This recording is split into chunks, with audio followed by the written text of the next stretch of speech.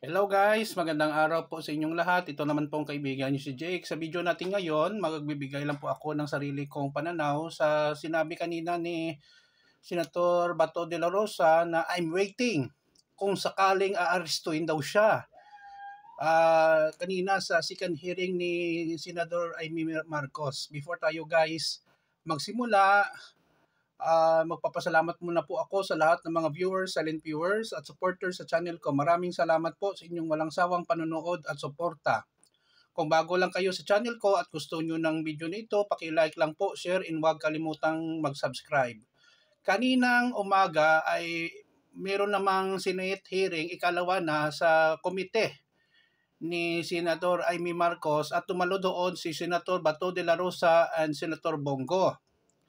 Pinag-usapan na naman sa meeting ang mga mali na pag-aresto kay Tatay Digong na unconstitutional at labag sa batas according sa kanila.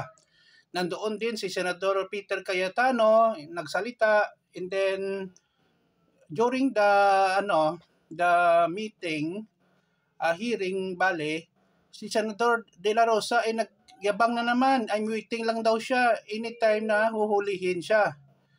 Come on, Senator Bato. Previously, sabi mo, humingi ka ng tulong sa House of Senate para hindi ka aristuhin.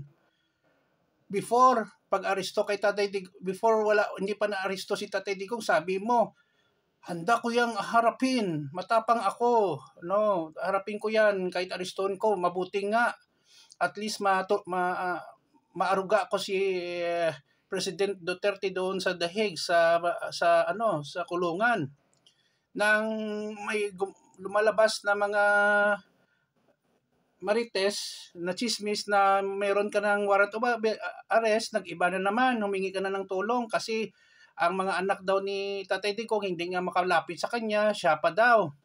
Magtatago na siya. Ngayon, nagyabang ka naman, sabi mo, na I'm waiting anytime. Pero kung meron na talagang warrant of arrest, I'm very sure papalag ka. At magtatago ka sa House of Senate para hindi ka aristuhin hanggang maano mo ang legal battle mo. Ano ba talaga, Senator Bato? Klaruhin mo talaga ano bang standing mo. Kung may warrant of arrest ka, mapapa-aristo ka or magtago ka or magyabang ka. Kasi nakakapagod na rin sa kadramahan mo. Ano ba talaga? Bilang senador at former chief PNP, dapat ipakita mo na matapang ka, in law-abiding citizen po kayo. Huwag po paiba-iba ang inyong reaction, salita, parang din kay Tatay Digong paiba-iba din. Okay ngayon, bukas hindi na okay.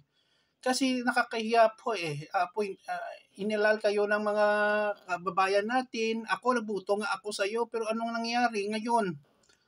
Parang hindi ka si Senator Bato nakilala ko kasi paiba-iba ang statement mo.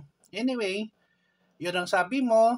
Let us see kung may lalabas na arrest warrant from the ICC at kung ano naman ang gagawin mo.